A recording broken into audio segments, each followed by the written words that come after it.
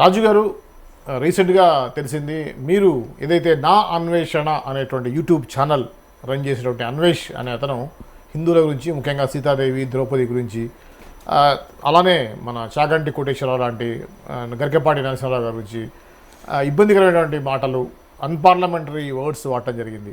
దీని మీద మీరు ఒక బీజేపీ నాయకులుగా, అలానే ఒక హిందూ ధర్మాన్ని ముందుకు తీసుకెళ్లేటువంటి ఒక నాయకులుగా మీరు దాని మీద ఎటువంటి చర్యలు తీసుకున్నారు? మీరు 2 పోలీస్ స్టేషన్లోనే 3 పోలీస్ స్టేషన్లో కేసు నమోదు చేయడం జరిగిందనే విషయం తెలిసింది. దాని గురించి వివరాలు చెప్పండి. యాక్చువల్గా మీరు తీసుకున్నటువంటి చర్యలు ఏంటి? మీకు ఎటువంటి రెస్పాన్స్ వస్తుంది? ముందుగా అందరికీ నమస్కారం అండి.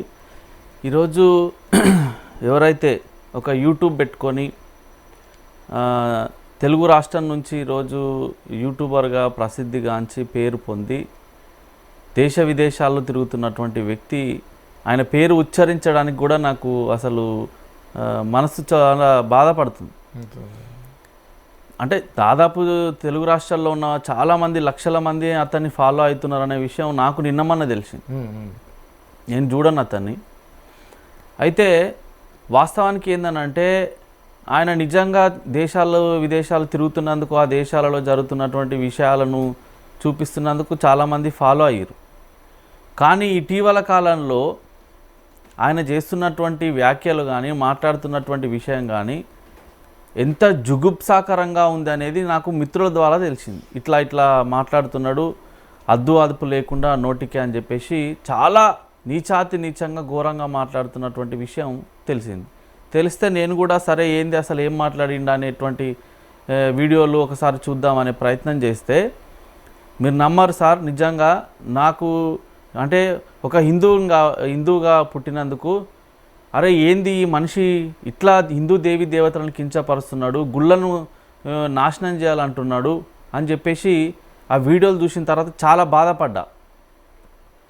అంటే ఎవరైతే తెలుగు రాష్ట్రాలలో ఉన్నటువంటి ప్రజలు చూస్తున్నటువంటి వీడియోలు చేసి లాభపడి లక్షల రూపాయలు, కోట్ల రూపాయలు సంపాదించి మళ్ళీ ఈరోజు హిందూ దేవి దేవతలను తులనాడము అనేటువంటి ఏదైతే చర్య చేసిందో దాన్ని తీవ్రంగా పరిగణించి నాకు వెంటనే ఇక దీన్ని ఉపేక్షించేది లేదు. ఎందుకంటే గతంలో మనం చూసినాం సార్, ఏ వివాదం చెలరేగినా కూడా, ఎక్కడ ఏ వివాదం చెలరేగినా చివరికి దాన్ని అటు తిప్పి ఈరోజు హిందువుల మీద, హిందూ దేవి దేవతల మీద కించపరిచే రకంగా మాట్లాడుతున్నటువంటి తరుణం గతంలో కూడా చాలా సందర్భాల్లో జరిగింది.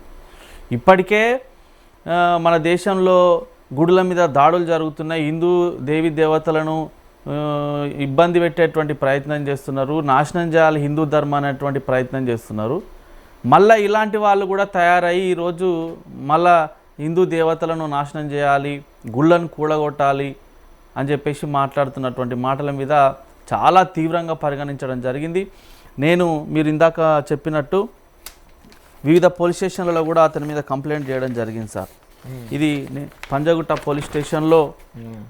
పోలీస్ స్టేషన్లో ఇచ్చినటువంటి ఫిర్యాదు ఇది ఆయన మీద. నేను really I'm very thankful to the police officers.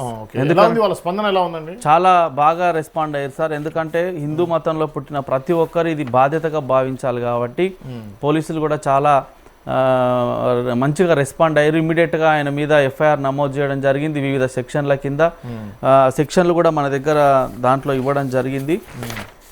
IPC section 352, తర్వాత 79, 299 బిఎన్ఎస్, తర్వాత ఐటీ యాక్ట్ 67 కింద కూడా ఆయన మీద కేసు నమోదు చేయడం జరిగింది.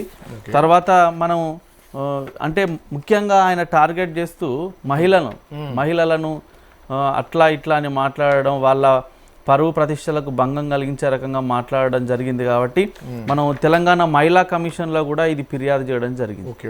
ఎవరైతే మన చైర్పర్సన్ శారదా గారు ఉన్నారో ఆమె దగ్గరికి పోయి మహిళా కమిషన్లో కూడా, అంటే ఆయన చేసినటువంటి మాటలు, ఆయన వీడియోలలో ఆయన స్త్రీలను అవమానకరంగా మాట్లాడినటువంటి విషయాల మీద మహిళా కమిషన్లో కూడా చేయడం జరిగింది. తర్వాత ఉస్మాన్ యూనివర్సిటీ పోలీస్ స్టేషన్లో కూడా దీని మీద మనం కంప్లైంట్ చేయడం జరిగింది. అక్కడ కూడా ఆ పిటిషన్ ఆల్రెడీ ఫిల్ అయింది. రేపో మాపో ఎఫ్ఐఆర్ కూడా కాబోతుంది. నేను ఏమంటున్నానంటే, ఈరోజు దేశంలో ఉన్న వాళ్ళందరూ కూడా దీని మీద స్పందించాల్సినటువంటి అవసరం ఉన్నది ఒక హిందువులుగా మనం. ఎందుకంటే మీరు చరిత్రను మొత్తం కూడా ఒకసారి తిరిగా చూస్తే ఎంతోమంది మన దేవాలయాల మీద దాడులు చేయాలనేటువంటి ప్రయత్నం చేసిరు. గజనీ మహమ్మద్ గోరీ ఇలాంటి వాళ్ళు ఎంతోమంది హిందూ దేవాలయాల మీద దాడులు చేసి వందల సార్లు వేల సార్లు దాడులు చేసినా కూడా మన సంస్కృతిని సాంప్రదాయాన్ని ఎక్కడ కూడా చెరిగిపోలేదు. అంటే అంత గొప్పది, అంత సనాతనమైనది మన ధర్మం.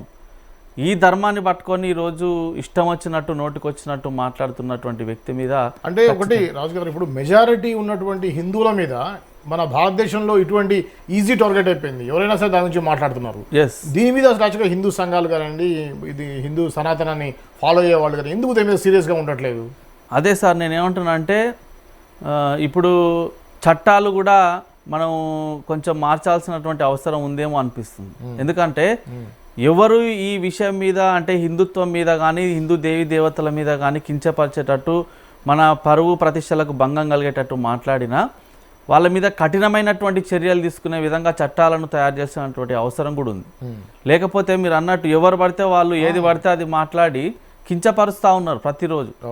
ఈరోజు ఆయన మాట్లాడిన కొన్ని మాటలు చెప్పాలనిపిస్తలేదు కానీ సందర్భం కాబట్టి సీతాదేవిని ఇట్లా అవమానకరంగా మాట్లాడి, ద్రౌపదిని ఈరోజు అవమానకరంగా మాట్లాడి, ఎంత కట్టుకున్నా వాళ్ళకి అవమానం జరగలేదా, అప్పట్లో వాళ్ళు టీ షర్ట్లు వేసుకున్నారా, ఇట్లా చాలా చిల్లర బుద్ధితోని ఒక సైకో లెక్క, తలకాయ లేనోని లెక్క, మెదడు లేనోని లెక్క ఈరోజు మాట్లాడినటువంటి మాటలు చాలా జుగుప్సాకరమైనటువంటి మాటలు. అంటే నోటికి అదుపు లేకుండా ఇక నేను సహించేది లేదు ఈ విషయంలో. ఇక ఎవరినైనా మనం గౌరవించడం హిందూ సాంప్రదాయం, హిందూ మతం యొక్క గొప్పదనం. కానీ ఇలాంటి లుచ్చానా కొడుకులను, ఇలాంటి గాలినా కొడుకులను, ఇలాంటి వేస్ట్ నా కొడుకులను గౌరవించేటువంటి అవసరం లేదు. ఇలాంటి బద్మాషిగాలను, హౌలేగాలను, బేకారిగాలను, కుత్తేగాలను, నీచ్ కమీన్గాలను 100% ఈరోజు చట్టం ముందు నిలబెట్టేటువంటి బాధ్యత మాలాంటి వాళ్ళ మీద ఉన్నది. 100% వానికి తగిన శిక్ష పడుతుంది. నేను ఈ ప్రభుత్వాన్ని, తెలంగాణ రాష్ట్ర ప్రభుత్వాన్ని కానీ పోలీసులను కానీ రిక్వెస్ట్ చేస్తున్నది ఏంటంటే, వీడు ముఖ్యంగా తెలుగు రాష్ట్రాలకు సంబంధించిన వాడు హిందూ దేవి దేవతల మీద చిలువలు పలవలుగా మాట్లాడుతున్నాడు. ఎంతోమంది లక్షలాది మంది, కోట్లాది మంది ఈరోజు మనోభావాలను కించపరిచేటట్టు మాట్లాడుతున్నారు. ఈరోజు ఒక విషయం చెప్తే మీరు ఆశ్చర్యపోతారు సార్. మా అమ్మ చదువుకోలేదు, ఏమి కూడా చదువుకోలేదు, బడికే పోలేదు అసలు. నేను ఈ పోలీస్ స్టేషన్ల చుట్టూ తిరుగుతూ ఇది కంప్లైంట్ చేయడానికి పోతే మా అమ్మ నన్ను అడిగింది, అంటే ఏంద్రా నువ్వు ఇట్లా తిరుగుతున్నావు ఏందని. అంటే చదువుకోనామే అడిగితే నేను చెప్పిన, అమ్మ ఇట్లా ఒకరు నా అన్వేషణ అని యూట్యూబ్ ఛానల్ పెట్టినటువంటి అన్వేష్ అనేటోడు ఇట్లా మాట్లాడుతున్నాడు అని చెప్తే, అరే అవునరా నేను కూడా ఫోన్లో స్క్రోల్ ఇట్లా చేసేటప్పుడు చూసినా, వాడేంద్రా ఎట్లా పడితే అట్లా అమ్మవారిని, సీతమ్మ వారిని, ద్రౌపదిని ఇట్లా తిడుతుండు, దొంగనా కొడుకువాడు, వాని మీద ఖచ్చితంగా చేయాలరా, నువ్వు ఏదైనా చేసి వాడిని కంప్లైంట్ ఇచ్చి వాడిని జైల్లో పెట్టాను అంటే, ఒక చదువుకోనటువంటి వ్యక్తి కూడా ఈరోజు ఎంత బాధపడుతున్నారో, ఎంత ఇబ్బంది పడుతున్నారో ఒకసారి ఆలోచించండి. కాబట్టి నేను ఏమంటున్నా అంటే, దీన్ని ప్రభుత్వం కానీ పోలీసులు కానీ ఇప్పటికే స్పందించారు, ఎఫ్ఐఆర్ కూడా అయింది. కాబట్టి వాడు విదేశాలలో ఎక్కడున్నా కూడా వాడిని పట్టుకురావాలి, చట్టం ముందు నిలబెట్టాలి, క్రిమినల్ చర్యలు తీసుకోవాలి, జైల్లో పెట్టాలి. అప్పుడే వానికి బుద్ధి జ్ఞానం వస్తుంది. లేకపోతే వాడు మరింత రెచ్చిపోయి మాట్లాడేటువంటి అవకాశం ఉంది. ఇప్పుడు మీరు మీడియా ముఖంగా మీరు మాట్లాడుతున్నారు కాబట్టి అన్వేష్కి మీరు ఏం చెప్పాలనుకున్నారో ఒకసారి చెప్పండి. వాడు మనిషి కాదు, తలకాయ లేదు, బుద్ధి జ్ఞానం అసలే లేదు, ఏది పడితే అది ఇష్టం వచ్చినట్టు మాట్లాడుతుండు. అవన్నీ వీడియోలు ఒకసారి చూసిన వాళ్ళందరికీ తెలుసు వాడు ఏం మాట్లాడుతుండు ఏందనేది. చాలా జుగుప్సాకరంగా ఈరోజు మహిళలను కించపరిచే రకంగా, హిందూ దేవి దేవతలను కించపరిచే రకంగా మాట్లాడి సొమ్ము చేసుకోవాలని అనుకుంటున్నాడు. నా అకౌంట్లో 6 కోట్లు ఉన్నాయి, నన్ను ఎవడు ఏం చేయలేడు, నేను ఇట్లనే మాట్లాడతా అనేటువంటి పైశాచిక ఆనందం పొందుతున్నాడు తప్ప 100% వానికి తగిన శాస్తి, తగిన బుద్ధి ఇండియాకు వస్తే జరుగుతుంది. ఇప్పుడు నన్ను ఏమీ చేయలేరు అనే అన్వేష్కి మీరు ఈ వీడియో ఖచ్చితంగా అన్వేష్కి చేరే విధంగా మనం చేద్దాం. ఆయనకి మీరు ఏం చెప్తారు చెప్పండి. అరే అన్వేష్గా నీకు బుద్ధి జ్ఞానం ఉంటే, సిగ్గు లజ్జ ఉంటే, నీకు ఒకవేళ నన్నేం చేయలేరని విర్రవిగిపోతున్నావు కదా, ఒకసారి నువ్వు ఇండియాకు రారా బై, ఇండియాకు రా, వస్తే నిన్ను ఏం చేస్తారు ఏందనేది తెలుస్తుంది కదా. వీడు ఎంత హౌలేగాడనంటే ఎందుకు ఈ భాష వస్తుందని అంటే వాడు అవమానకరంగా మనల్ని మాట్లాడినప్పుడు ఖచ్చితంగా సమాధానం అదే రకంగా మాట్లాడాల్సి వస్తుంది. హిందూ ధర్మమే చెప్తుంది కదా, ధర్మాన్ని రక్షించడం కోసం కొన్ని సందర్భాలలో పోరాటం ఎంతటికైనా తెగించి చేయాలని చెప్తుంది, ధర్మమే చెప్తుంది హిందూ ధర్మాన్ని నాశనం చేయాలన్నప్పుడు. సో నేనేమంటున్నానంటే వీనికి అంత ధైర్యమే ఉంటే, అంత దమ్ముంటే వాడు ఒకసారి ఇండియాకి రావాలి. నువ్వు వీడియోలు అలా చెప్తున్నావు అంటే నేను చూడను, వీని వేస్ట్ ఫెలో కానీ వీడియోలు నేను చూడను, వేరే వాళ్ళు చెప్తున్నారు. వాడు ఒక దేశంలో ఉండి ఇంకో దేశంలో ఉన్నా అని చెప్తాడంట. అవును, ఇప్పుడు వాడేమో కంబోడియాలోనే ఎన్నో ఉంటాడు, కానీ నేను ఆస్ట్రేలియాలో ఉన్నా, నేను వేరే దగ్గర ఉన్నా, అమెరికాలో ఉన్నా అని చెప్తాడంట. అంటే ఇక్కడనే వాని యొక్క బుద్ధి ఏందనేది అర్థమవుతుంది. సో మన వ్యవస్థ తలుసుకుంటే, చట్టాలు తలుసుకుంటే తప్పకుండా వాని చట్టం ముందు నిలబెట్టొచ్చు, వాని పాస్పోర్టు సీల్ చేయొచ్చు, లేదంటే వాని వీసాని పని చేయకుండా రిజెక్ట్ చేయొచ్చు. కాబట్టి ఏదైనా చేసి ఖచ్చితంగా వాడిని పట్టుకురావాల్సినటువంటి బాధ్యత మన వాళ్ళ మీద ఉన్నదని నేను ఈ సందర్భంగా గుర్తు. అయితే రాజు గారు, ఇప్పుడు రీసెంట్గా మనం చూసాం ఐబొమ్మ రవికి సంబంధించి కేసు, చాలా రోజులుగా కేసు పెట్టడం జరిగింది, అతని కోసం సెర్చ్ చేయడం జరిగింది. అంత పెద్ద కేసు, అంత పెద్ద ప్రొడ్యూసర్సు, డబ్బులు ఉన్నవాళ్ళు, సినిమాలు వేల కోట్ల బిజినెస్ జరిగినటువంటి సినిమాలకు సంబంధించి పైరసీ అతన్ని పట్టుకోవడానికే చాలా కాలం పట్టింది. అది కూడా వీళ్ళు వెళ్ళి పట్టుకోలేదు, అతను వచ్చినప్పుడు పట్టుకున్నారు. అతను పర్సనల్ పని మీద ఆయన ఇండియా వచ్చినప్పుడు పట్టుకున్నారు. అలాంటిది ఇది ఒక మతానికి సంబంధించింది. మతం అంటే మీలాంటి కొంతమంది నాయకులే ముందుకు వస్తున్నారు. సో అలాంటిది అతన్ని పట్టుకోవడం, అతన్ని ఒకవేళ ఇండియాకి రాకపోతే పట్టుకోవడం అనేది కుదరదా, పాసిబుల్లా కాదా? చాలామంది అదే అనుకుంటున్నారు. అన్వేష్ ధైర్యం కూడా అదే, నన్ను ఏమి చేయలేరు ఇండియా రాకపోతే, నేను ఇండియాకి రాను, ఇండియాకి నేను పోను అంటున్నాడు. ఎలా పట్టుకునే అవకాశం ఉందంటారు? సార్ నేనేమంటున్నా అంటే పంజగుట్ట పోలీస్ స్టేషన్లో ఎఫ్ఐఆర్ నమోదైంది. అంటే అంతకంటే ముందు వాడు మాట్లాడిన వీడియోలకును, వాడు చేసిన ప్రేలాపనలకైతేంది, మాట్లాడిన మాటలకు పంజగుట్ట వన్స్ పిఎస్లో ఎఫ్ఐఆర్ అయిన తర్వాత నెక్స్ట్ డే చేసిన వీడియోని మీరు చూడండి. అంటే మనకు ఉంది డిఫరెన్స్. నన్ను క్షమించండి, నేను మాట్లాడిన మాటలు తప్పు కాబట్టి నన్ను అందరు క్షమించాలి, నేను ఇప్పటి నుంచి బూతులు మాట్లాడాను అంటే ఈరోజు చట్టం తన పని తను చేసుకపోవడం వల్ల వానిలో మార్పు వచ్చిందా లేదా? మన శివాజీ మాట్లాడిన దాన్ని వెనక్కి తీసుకున్నాడు, అన్నాడు కదా. అంటే దీని ఉద్దేశం ఏంది అంటే చట్టం ఒకవేళ తలుచుకుంటే ఎవరినైనా కూడా బోన్లో నిలబెట్టగలుగుతుంది, వాడిని జైలుకు పంపించగలుగుతుంది. చర్యలు తీసుకోవడం వల్ల వాని లోపల మార్పు వస్తుంది. కాబట్టి వేరే దేశంలో ఉన్నంత మాత్రాన తీసుకురా. ప్రభాకర్ రావు ఉన్నాడు, ప్రభాకర్ రావు ఈ ఫోన్ ట్యాపింగ్ లో ఆయన ఎక్కడనో ఉంటే తీసుకురాలేదా? వజ్రాల వ్యాపారి దొంగ ఉన్నాడు, నీరవ్ మోదీనో వాడిని తీసుకురాలేదా? చాలా మందిని తీసుకొచ్చారు కదా వేరే దేశాలలో ఉన్న వాళ్ళను. అట్లని ఏం లేదు, ఎక్కడున్నా కూడా పట్టుకొస్తారు. కాకపోతే కాస్త టైం పట్టవచ్చు, కానీ తప్పకుండా మాత్రం శిక్ష పడేది పడుతుంది. అయితే ఇందాక మీరు ఐబొమ్మ రవి గురించి ఏదో మాట్లాడు. నేను ఏమంటున్నా అంటే ఆ సబ్జెక్ట్ వేరు, ఇది సెంటిమెంటల్ సబ్జెక్ట్ అనేది వేరు.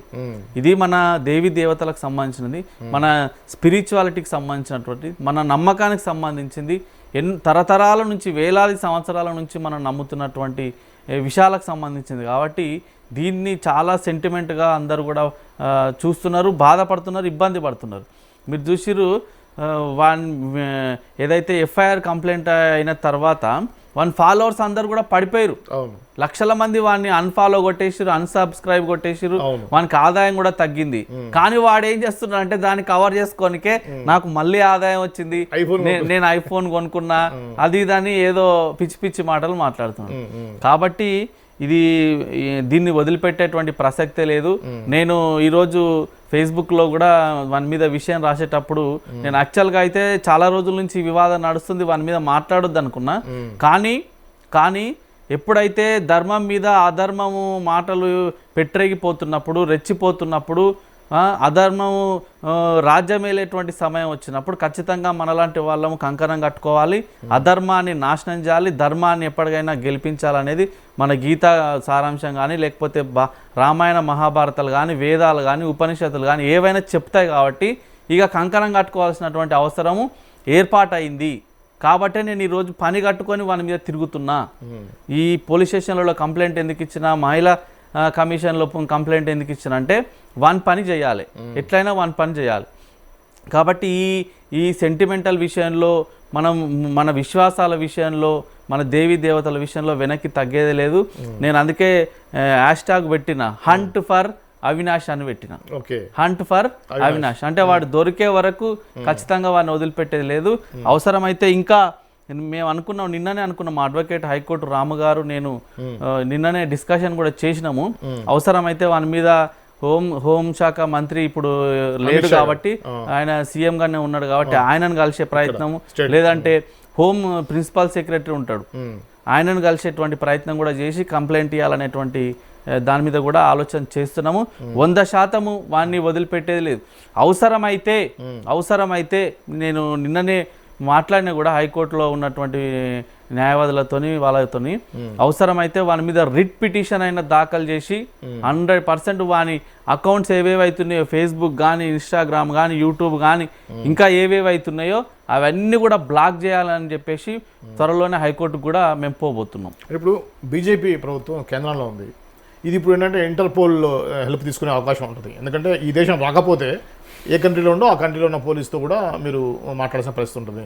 మీకున్నటువంటి మీ పార్టీ పరంగా కేంద్రంలో ఉన్న బీజేపీ గవర్నమెంట్ని మీరు ఏమైనా సహాయం కోరే అవకాశం ఉందా? 100% ఈ విషయంలో మాట్లాడుతున్నాము. 100% మాకు పాజిటివ్గానే ఉన్నది. ఇందాక కూడా మన కరాటే కళ్యాణి గారు ఎవరైతే కంప్లైంట్ ఇచ్చారో ఆమెతో కూడా నేను మాట్లాడినా. ఆమె కూడా చెప్పింది, బ్రదర్ మనం దీని మీద కలిసి పోరాటం చేయాలి, ఖచ్చితంగా వాడిని అంతు చూడాలని చెప్పేసి ఆమె కూడా చెప్పింది. వాని మీద ఇంకా ఏ రకంగా చేస్తే వాడిని ఇక్కడికి రానియొచ్చు, లేకపోతే వాడి ఒక విషయంలో పెట్టరేగిపోతుండే ఏంటంటే నా అకౌంట్లో 6 కోట్లు ఉన్నాయి కాబట్టి నన్ను ఎవరు ఏం చేయలేరు, నన్ను ఏం పీకలేరు అని మాట్లాడుతున్నాను. కాబట్టి వాని అకౌంట్ను ఫ్రీజ్ చేయాలి ఫస్ట్. వాని అకౌంట్ ఏదైతే ఎక్కడి నుంచి ట్రాన్సాక్షన్స్ జరుగుతున్నాయో వాని అకౌంట్ను ఫస్ట్ ఫ్రీజ్ చేస్తే వాడు ఎక్కడి నుంచి ఎక్కడికి కూడా పోలేడిగా. సో అదన్నీ కూడా చేయడానికి ప్రయత్నాలు జరుగుతున్నాయి. వాడిని మాత్రం ఆషామాషిగా వదిలిపెట్టే ప్రసక్తే లేదు. వాడు దొరికే వరకు, వాడిని జైలుకు పంపే వరకు, వానికి భవిష్యత్తులో ఇలాంటి మాటలు మాట్లాడొద్దు నేనని ఒక విషయంలో నాకు చాలా బాధ అనిపించింది సార్. మన హిందూ దేవి దేవతలను మాట్లాడింది ఒకటైతే, రెండోది అవధానులను పండితులను పట్టుకొని నానా మాటలు మాట్లాడింది. చెప్పరాని మాటలు, అసలు మీడియా ముందర చెప్పరానటువంటి మాటలు.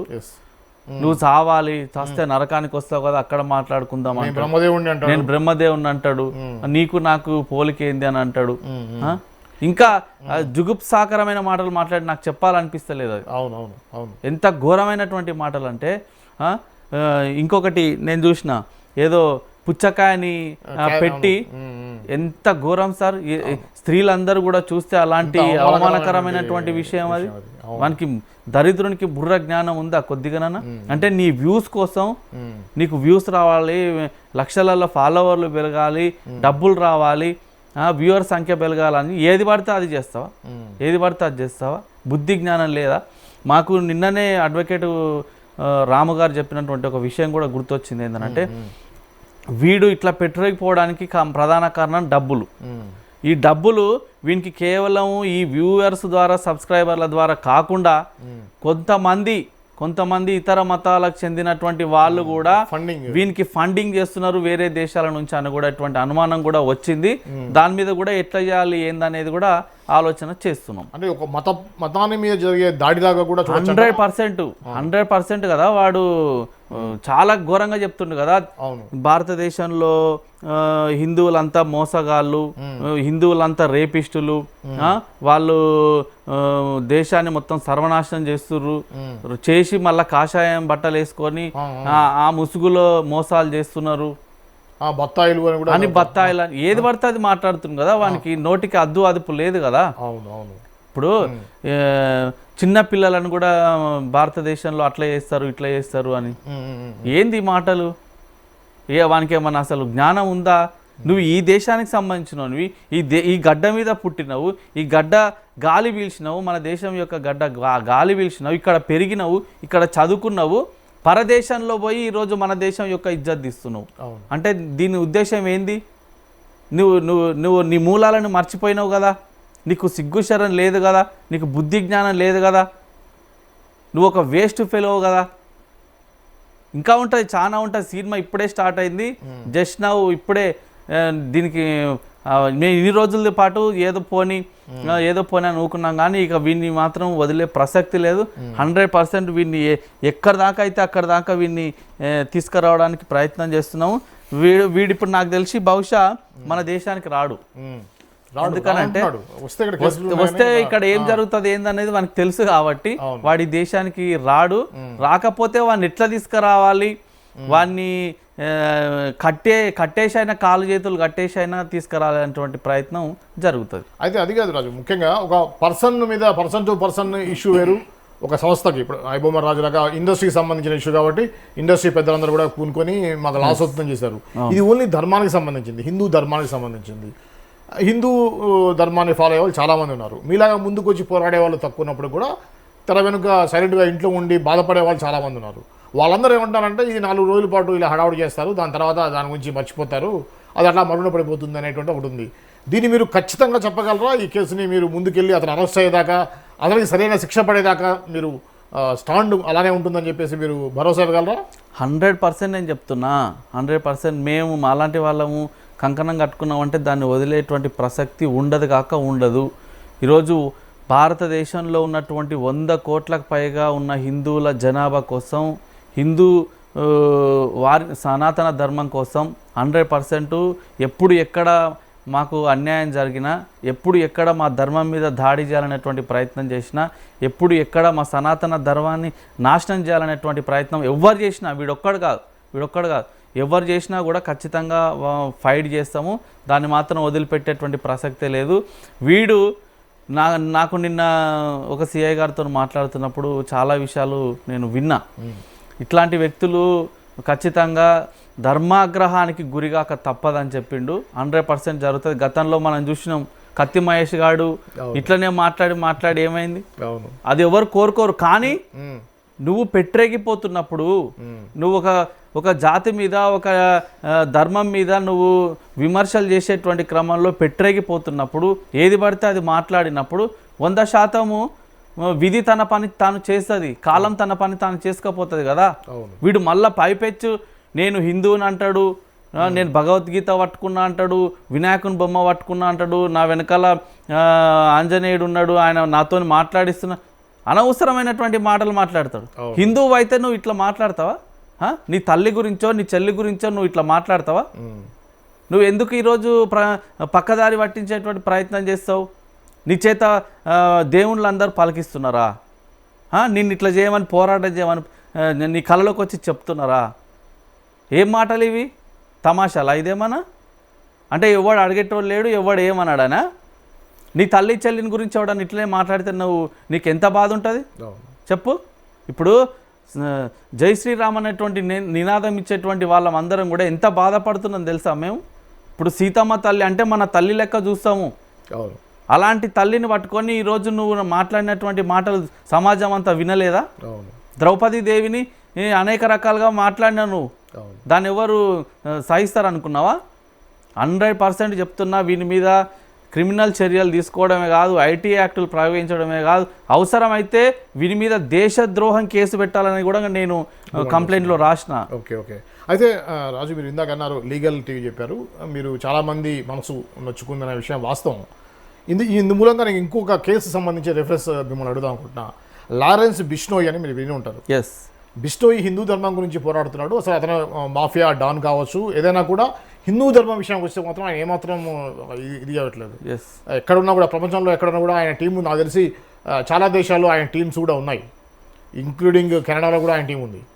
సో అటువంటి వ్యక్తులు ఏమైనా కూడా ఇతని మీద చర్య తీసుకునే అవకాశం స్పందిస్తారు. అందరూ కూడా ఒక్కొక్క రోజు మీరు చూడండి, వీని మీద జరిగేటువంటి పోరాటానికి, వాని మాటలకు వ్యతిరేకంగా జరిగేటువంటి పోరాటానికి మద్దతు పెరుగుతుంది. నాకు కూడా ప్రతిరోజు 100 ఫోన్లు వస్తూ ఉన్నాయి, వాని మీద కరెక్ట్ చేస్తున్నారు, వాని ఖచ్చితంగా న్యాయస్థానాల్లో నిలబెట్టాలి, చట్టం ముందు నిలబెట్టాలని 100 ఫోన్లు చేస్తున్నారు. నాకు వాట్సాప్లో మెసేజ్లు చేస్తున్నారు, మేము పోయి కంప్లైంట్ ఇస్తే మాకు ఫోన్లు చేసి చెప్తున్నారు, అన్న కరెక్ట్ చేస్తున్నారు, వాని సంగతి ఏందో చూడాలని చెప్పేసి ప్రతిరోజు ఫోన్లు చేస్తారు. అంటే మీరు అన్నట్టు కొంతమంది బయటికి రాకపోవచ్చు, కానీ వాళ్ళ లోపల ఇట్లా అన్యాయం జరుగుతుంటే ఎవరు కూడా సహించలేరు, కన్నీళ్లు పెట్టుకుంటున్నారు. వాస్తవానికి అరే మా ధర్మం మీద మా జాతి మీద, మా ధర్మం మీద, మా సనాతన హిందుత్వం మీద ఇట్లా మాట్లాడుతున్నాడు వీని పని చేయాలని చెప్పేసి వాళ్ళు అంతర్గతంగా లోపల అనుకొని సపోర్ట్ చేస్తున్నారు అందరు కూడా. అందుకే కదా ఇప్పుడు లక్షల మంది ఫాలోవర్లు వానికి తగ్గడం అయితేనేది, లేకపోతే వాని మీద కేసు పెడితే అందరూ హ్యాపీగా ఫీల్ అయ్యడం ఏంది. నేను ఒక్కటి, ఎప్పుడెప్పుడైతే మన ధర్మం మీద దాడి జరుగుతుందో, మన హిందుత్వాన్ని చెరపాలని, మన హిందుత్వాన్ని నాశనం చేయాలనేటువంటి ప్రయత్నం జరుగుతుందో ఖచ్చితంగా అప్పుడప్పుడు ఎవరో ఒకరు పరశురాముని లెక్క, శ్రీరాముని లెక్క ఖచ్చితంగా ఆ దాడిని ఎదుర్కోవడానికి, మళ్ళీ ధర్మాన్ని నిలబెట్టడానికి పోరాటాలు గతంలో జరిగినాయి, 100% మళ్ళీ కూడా జరుగుతాయి. మీరు ఇప్పుడు సనాతన హిందూ సంబంధించి మాట్లాడుతున్నారు కదా, ఈ యొక్క విషయంలో మీరు హిందూ సోదరులకి మీరు ఇచ్చేటువంటి పిలుపు ఏంటిది మీ హిందూ మూలంగా? నేను చెప్తున్నా కదా, గతంలో చాలా సందర్భాల్లో చూసినాం. ఎప్పుడు సికింద్రాబాద్లో ముత్యాలమ్మ టెంపుల్ మీద జరిగిన దాడి, మనది యావత్ దేశం మొత్తం కూడా దాని మీద స్పందించింది.